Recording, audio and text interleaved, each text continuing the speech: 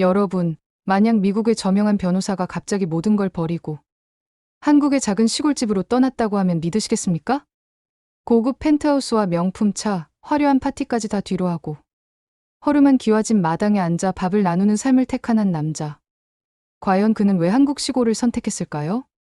저는 뉴욕 맨하탄에서 가장 번화한 거리에 있는 법무법인의 파트너였습니다. 50대 중반의 나이에도 불구하고 여전히 승률 90%를 자랑하는 변호사였죠. 매일 아침 7시에 일어나 고급 양복을 차려입고 검은색 벤츠를 타고 출근하는 것이 저의 일상이었어요. 펜트하우스 사무실에서 내려다보는 도시의 풍경은 그야말로 화려했습니다. 하지만 이상하게도 마음 한구석은 늘 허전했어요. 정이 없어. 진짜 사람 사는 맛이 뭘까? 저는 혼자서 이런 생각을 자주 했습니다. 아내 수잔과 두 딸 에밀리, 제시카와 함께 사는 집은 무려 500평방미터가 넘는 대저택이었어요. 정원도 넓고 수영장도 있고 없는 게 없었죠. 하지만 가족들과 함께 식사하는 시간조차 제대로 갖기 어려웠습니다. 모두가 각자의 스케줄에 맞춰 바쁘게 살아가고 있었거든요. 특히 저녁 식사 시간이 되면 더욱 외로웠어요. 커다란 다이닝 테이블에 앉아 혼자 식사를 할 때가 많았거든요.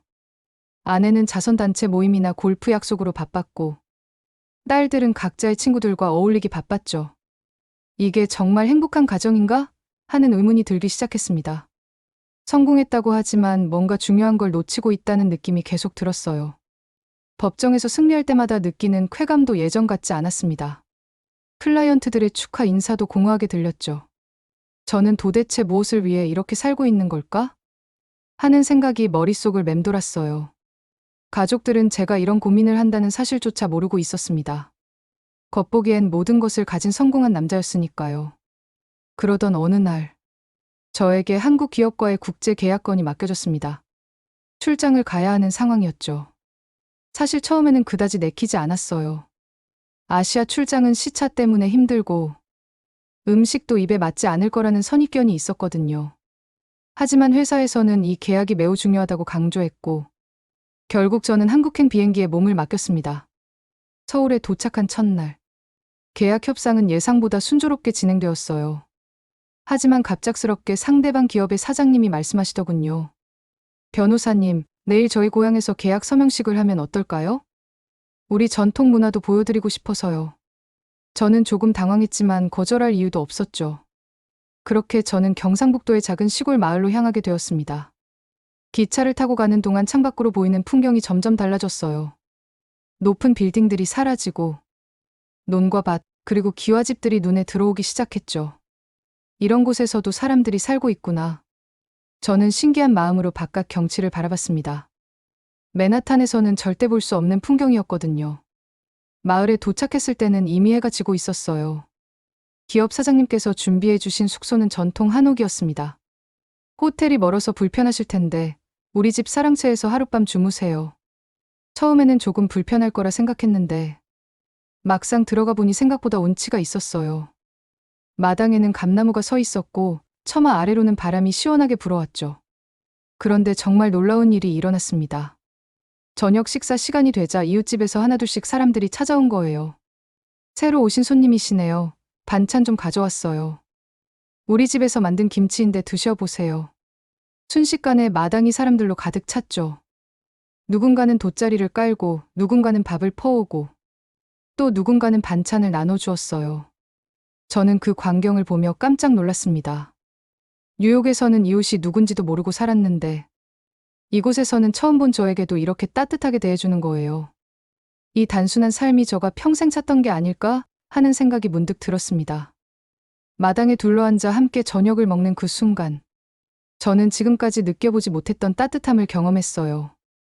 그날 밤 저는 좀처럼 잠을 이루지 못했습니다. 마음속 깊은 곳에서 무언가가 꿈틀거리고 있었어요. 한옥의 대청마루에 앉아 별이 가득한 하늘을 바라보며 생각에 잠겼죠.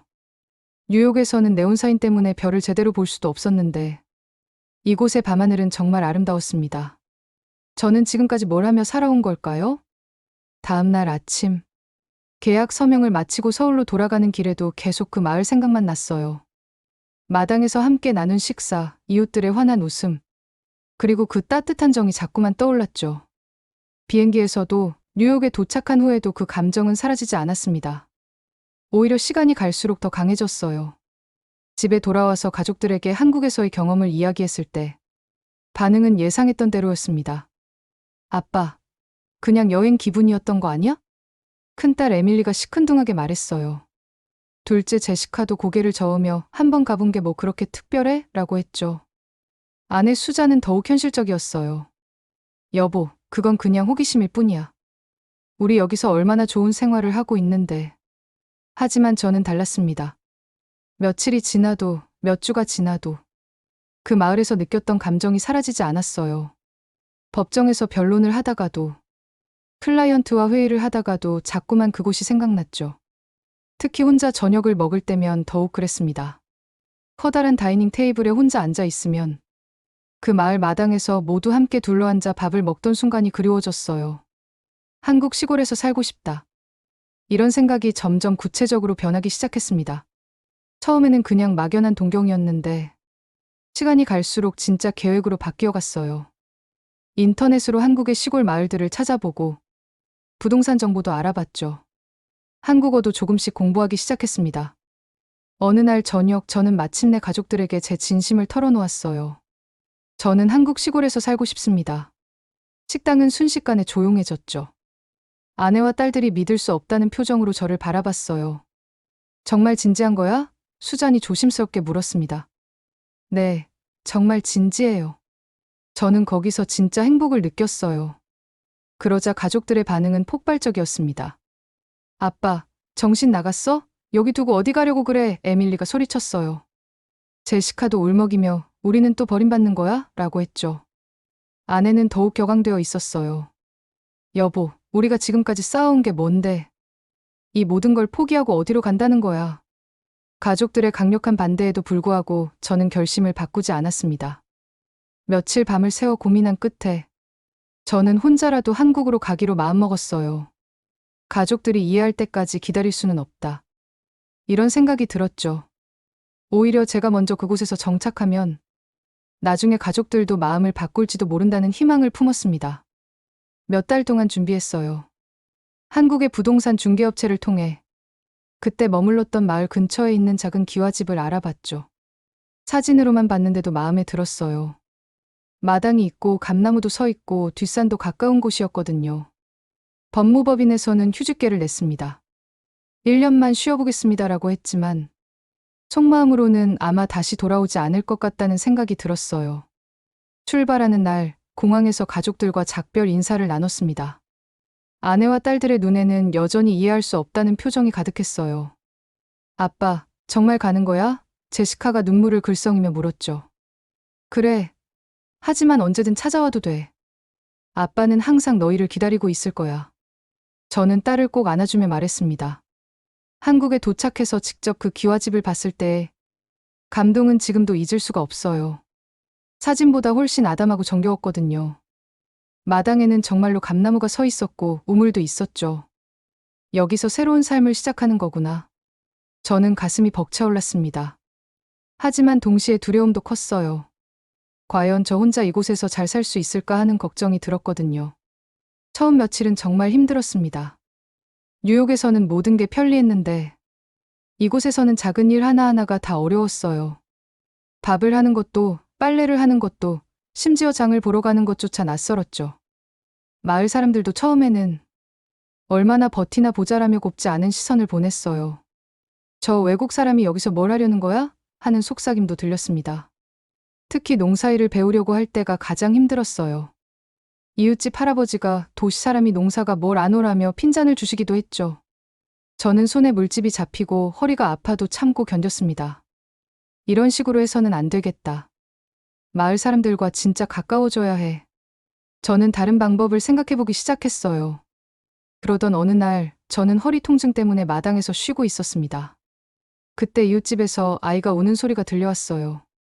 궁금해서 가보니 초등학생인 민수가 영어 숙제를 못해서 울고 있더군요. 선생님이 내일까지 영어 일기를 써오래요. 근데 저는 영어를 모르겠어요. 그 모습을 보니 마음이 아팠습니다. 저는 민수에게 다가가서 말했어요. 아저씨가 도와줄까? 아저씨는 영어를 잘해. 민수와의 만남이 저에게는 전환점이 되었습니다. 그날부터 저는 매일 저녁 민수에게 영어를 가르쳐 주기 시작했어요. 처음에는 간단한 단어부터 시작했는데 민수가 워낙 열심히 해서 금세 실력이 늘었죠. 아저씨, 오늘도 가르쳐 주세요. 민수가 환한 웃음으로 달려올 때마다 저는 마음이 따뜻해졌습니다. 소문은 빠르게 퍼졌어요. 저 외국인이 우리 민수한테 영어를 가르쳐 주고 있다더라. 공짜로? 응, 돈도 안 받고. 마을 사람들의 시선이 조금씩 달라지기 시작했죠. 며칠 후에는 민수의 엄마가 김치를 가져다 주셨어요. 선생님, 고맙습니다. 민수가 요즘 영어에 스트레스 받지 않아서 얼마나 다행인지 몰라요. 그 다음 주에는 더 놀라운 일이 일어났습니다. 마을의 다른 아이들까지 찾아온 거예요. 저희도 영어 배우고 싶어요. 순식간에 저희 마당이 작은 영어 교실이 되었죠. 아이들은 정말 순수했어요. 제가 발음을 틀려도 웃으며 따라했고, 제가 한국말을 서툴게 해도 끝까지 들어주었습니다. 마을 사람들도 그제야 마음을 열기 시작했어요. 이 사람은 그냥 외국인이 아니라 우리와 함께하는 이웃이구나라는 걸 깨달은 거죠.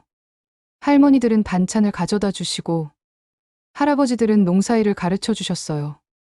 도시에서 온 사람이 이렇게 우리 아이들을 생각해 주다니.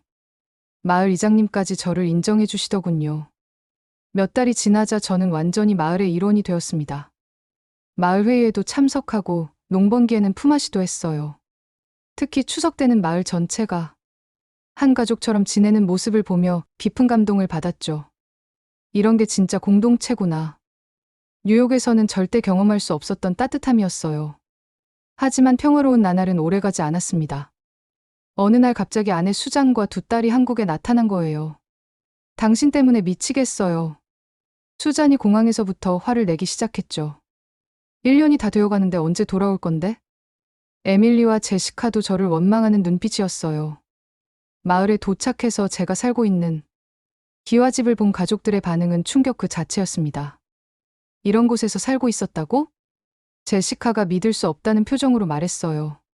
그런데 더 큰 충격은 그 다음이었죠. 수잔이 부동산 등기부등본을 들고 있는 게 아니겠어요. 우리 몰래 여기 집을 산 거야?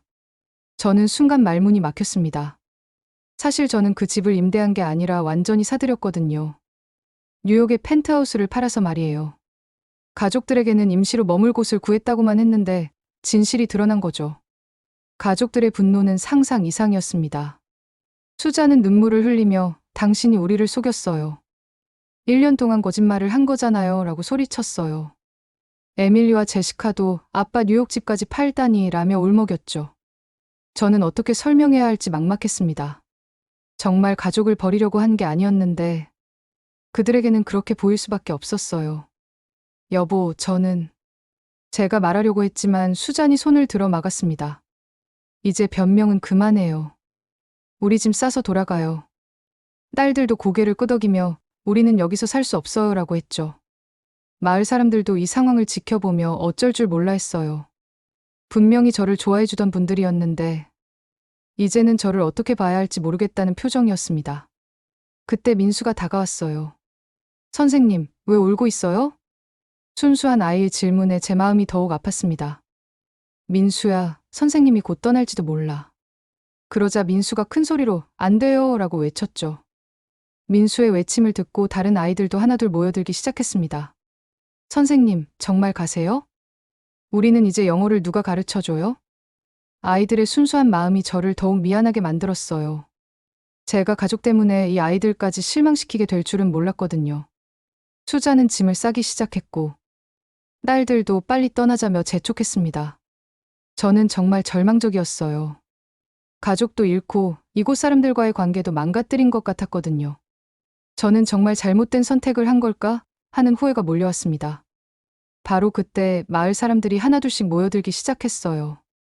먼저 민수 엄마가 오셨습니다. 실례하지만 잠깐만요. 그리고 수잔에게 말씀하시더군요. 선생님 부인이시죠? 저는 민수 엄마입니다. 선생님께 정말 고마운 일이 있어서요. 이어서 마을 이장님, 할아버지, 할머니들이 차례로 나타났습니다. 순식간에 저희 마당이 사람들로 가득 찼어요. 수잔과 딸들은 당황한 표정으로 이 상황을 지켜보고 있었죠. 이게 뭔 일이야? 에밀리가 속삭였습니다. 그때 민수 엄마가 입을 열었어요. 이분이 없었으면 우리 민수는 학교를 포기했을 겁니다. 영어 때문에 너무 스트레스 받아서 학교 가기 싫다고 했거든요. 그런데 선생님이 와서 매일 무료로 가르쳐 주셨어요. 덕분에 민수가 영어를 좋아하게 됐고 성적도 많이 올랐어요. 할머니도 나서셨습니다. 저는 다리가 불편해서 병원에 가기 어려웠는데 선생님이 차로 데려다 주셨어요. 이장님도 고개를 끄덕이며 마을길 포장 공사할 때도 선생님이 먼저 나서서 도와주셨습니다라고 증언하셨어요. 한 할아버지가 나서서 말씀하셨어요. 작년 태풍 때 우리 집 지붕이 날아갔는데 선생님이 밤새 함께 고쳐주셨습니다. 비 맞으면서도 끝까지 도와주시더라고요. 가족도 아닌데 말이에요라고 하시며 눈물을 닦으셨습니다. 아이들도 하나씩 나서서 이야기했어요. 선생님이 저희들 소풍 갈 때 버스비도 내주셨어요. 제가 다쳤을 때 병원까지 데려다 주셨어요. 영어뿐만 아니라 공부하는 방법도 가르쳐 주셨어요. 순수한 아이들의 증언에 수장과 딸들의 표정이 점점 놀라움으로 바뀌어 갔습니다. 가장 감동적이었던 건 청각장애가 있는 마을 청년 태호의 이야기였어요. 태호 어머니가 대신 말씀해 주셨습니다. 저희 태호가 장애 때문에 위축되어 있었는데 선생님이 수화를 배워서 태호와 대화해 주셨어요. 태호가 얼마나 기뻐했는지 몰라요. 처음으로 마을 사람과 제대로 소통할 수 있게 된 거거든요. 태호가 손짓으로 고맙다는 인사를 건넸을 때 저는 눈물이 날 것 같았습니다. 수자는 이제 완전히 말문이 막힌 상태였어요. 에밀리와 제시카도 아버지를 다시 보는 듯한 눈빛이었죠. 아빠가 이런 일들을 했다고? 제시카가 조심스럽게 물었습니다. 저는 고개를 끄덕이며 가족들에게 자랑하려고 한 게 아니라 그냥 이웃으로서 당연한 일을 했을 뿐이에요라고 말했어요. 마을 이장님이 마지막으로 말씀하셨습니다. 선생님은 우리 마을의 은인입니다. 이분이 오신 후로 우리 마을이 얼마나 밝아졌는지 몰라요. 아이들은 꿈을 갖게 됐고 어른들은 서로 더 도우며 살게 됐어요. 이분 없는 우리 마을은 상상할 수 없습니다. 그때 수잔이 천천히 입을 열었어요. 저는 당신을 완전히 오해했나 봐요. 눈가에 눈물이 맺히기 시작했습니다. 에밀리도 고백했어요. 아빠, 저는 아빠가 중년의 위기 같은 걸 겪는 줄 알았어요. 그런데 아빠는 정말 의미 있는 일을 하고 있었네요. 제시카는 마당에서 뛰노는 아이들을 바라보며 여기 아이들이 아빠를 정말 좋아하는 게 보여요. 눈빛이 달라요라고 말했습니다. 수잔이 저에게 다가와서 손을 잡았어요. 당신이 왜 이곳 이렇게 소중한 일을 하고 있는 줄 몰랐어요. 마을 사람들은 박수를 치며 환영해 주셨어요. 이제 가족이 다 모였구나. 우리 마을에 새 식구가 늘었네. 따뜻한 환대에 저는 가슴이 벅차올랐습니다. 드디어 가족과 마을 사람들이 하나가 된 순간이었어요. 그날 밤, 저희 가족은 오랜만에 함께 마당에 앉아 이야기를 나눴습니다. 수자는 여보, 저는 당신이 단순히 현실을 도피하려는 줄 알았어요. 하지만 사실은 진짜 의미 있는 삶을 찾으려 했던 거였네요라고 말했어요. 달빛 아래에서 나누는 진솔한 대화는 오래도록 기억에 남을 것 같았습니다. 에밀리와 제시카도 마음을 열기 시작했어요. 아빠, 뉴욕에서는 이런 대화를 해본 적이 없었던 것 같아요. 에밀리가 감회 깊은 목소리로 말했습니다. 여기서는 시간이 천천히 흐르는 것 같아요. 여유가 있어서 서로 이야기할 시간도 많고요. 제시카도 마을 아이들과 놀면서 느꼈는데 진짜 순수한 기쁨이 뭔지 알 것 같아요라고 했죠. 며칠이 지나면서 가족들은 이 마을의 매력에 완전히 빠져들었습니다. 수자는 마을 할머니들과 함께 김치를 담그며 한국 문화를 배웠어요. 뉴욕에서는 돈으로 모든 걸 해결했는데 여기서는 손으로 직접 만드는 재미가 있네요.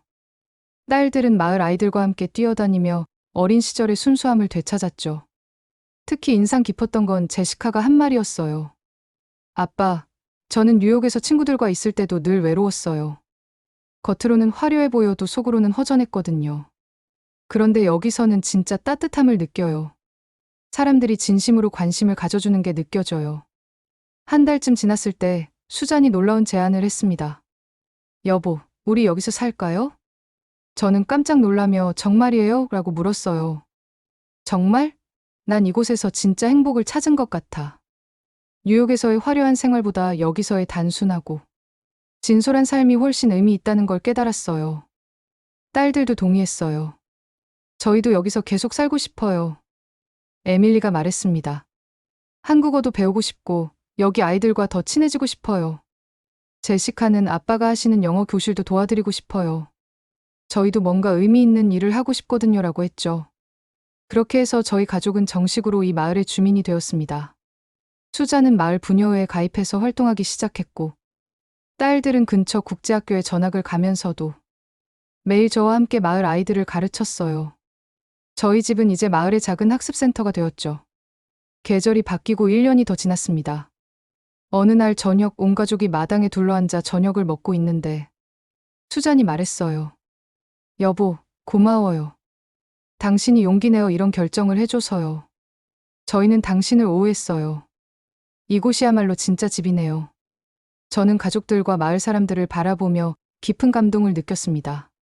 화려한 도시가 주지 못한 행복을 한국의 시골집이 저에게 가르쳐 주었어요. 그리고 그 따뜻한 삶이 결국 가족까지 바꿔놓았습니다. 진정한 성공이란 돈이나 명성이 아니라 사랑하는 사람들과 함께 의미 있는 시간을 보내는 것이라는 걸 깨달았죠. 지금 이 순간, 마당에서 웃음소리가 끊이지 않는 이 평범한 일상이야말로 제가 평생 찾던 진짜 행복이었습니다. 별이 쏟아지는 한국의 밤하늘 아래에서 저는 마침내 완전한 평안을 찾을 수 있었어요.